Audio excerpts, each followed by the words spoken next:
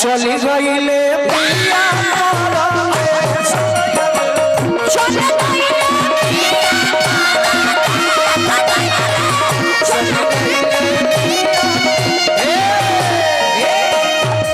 प्रियंका तारा के वो टेक्निक बताओ तनी का हो श्रोता से कभी ना कहे चाहे कि ताली बजाइए ताली बजाइए कभी नहीं कभी हम कह के देख ले बनी कहला पर केहू ना बजल तो बड़ी लाज लगे सही बात काम ऐसा करो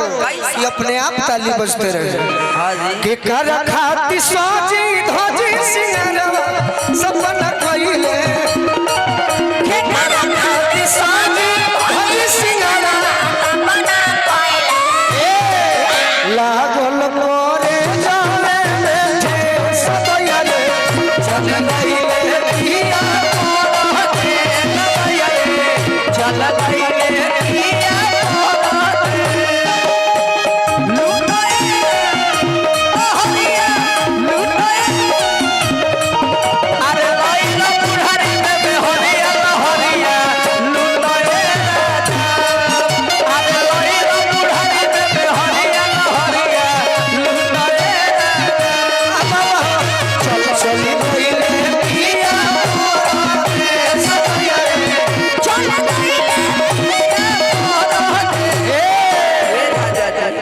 शुरुआत में तो बहुत लोग जानले हो कि गोलू राजा जी बड़ी उदास बड़े ना ना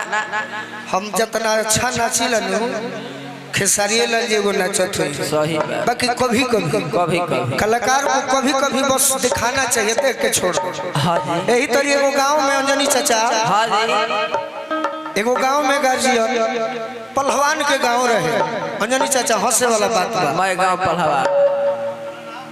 पहलवान के गांव रहे एगो बूढ़ा आदमी दुआर पर बैठा रहा हां जी आयुष भाई रुक जा खाली सुन ल तो बढ़ जाई कब दुआर पर बैठा रहल तो दू जना जाके पूछले कि जी हां जी अंजनी सिंह पहलवान बड़े एगो पर कौन घर है स्टूडियो बोले कि वो देखिए पीला रंग का घर है वहीं अंजनी सिंह जी आपको मिल जाएंगे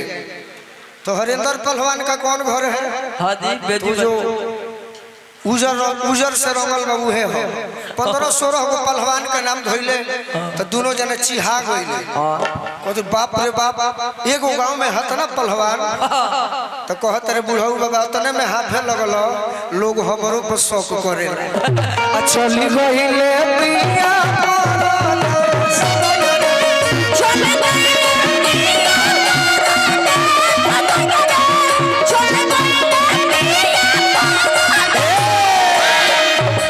अंतरा हो जी मेजर में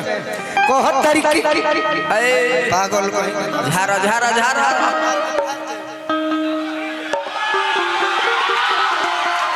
सिस्टम से रहा सिस्टम से पत्नी के भाव हनु एगो और गम छी दे तू अब के धर दोनों जानी धरा जा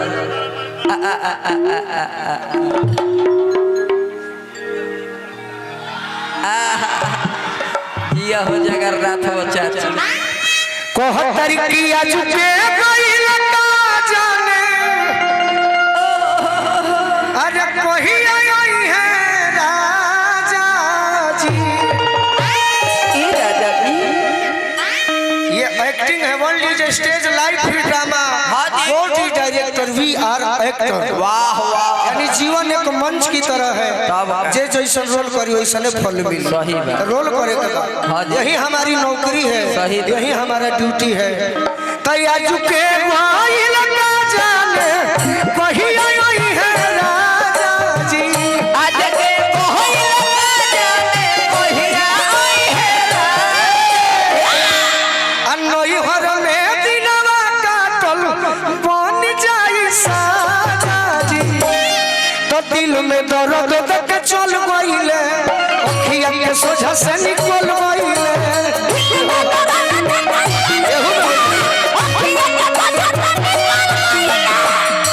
उनका बारे में सोची अखिया लड़इले उनका बारे में सोची अखिया लड़इले भेजबो ना कइले सोनले सदैया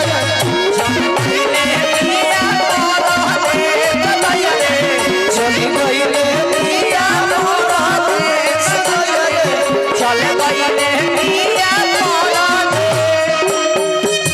अप्रैल में हाँ जी ये बात रही जौन बिरहिया टाइप के बाजत रहल है। ये रही अंजनी चाचा के एगो गाना भेजो, बड़ी सुंदर गीत। बहुत सुंदर मेहरारू कहतारी का हो कुछ बात हो जाए दी, हो जाए मुलाकात हो जाए दी, तो निधीर धरिया सैया कुछ रात हो जाए दी, तो निधीर धरिया सैया कुछ रात हो जाए दी। काहे जो रतिया दिया पिया सासू जी के घर में, रतिया पिया दिया सासू जी के घर में, जरतिया पिया दिया सासू जी के घर में, ननद तो बैठल बिया कोठरी ऊपर में,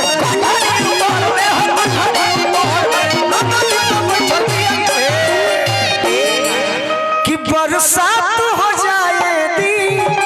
प्रेम के शुरुआत हो जाए दी, तो निधीर धरिया सैया कुछ रात हो जाए।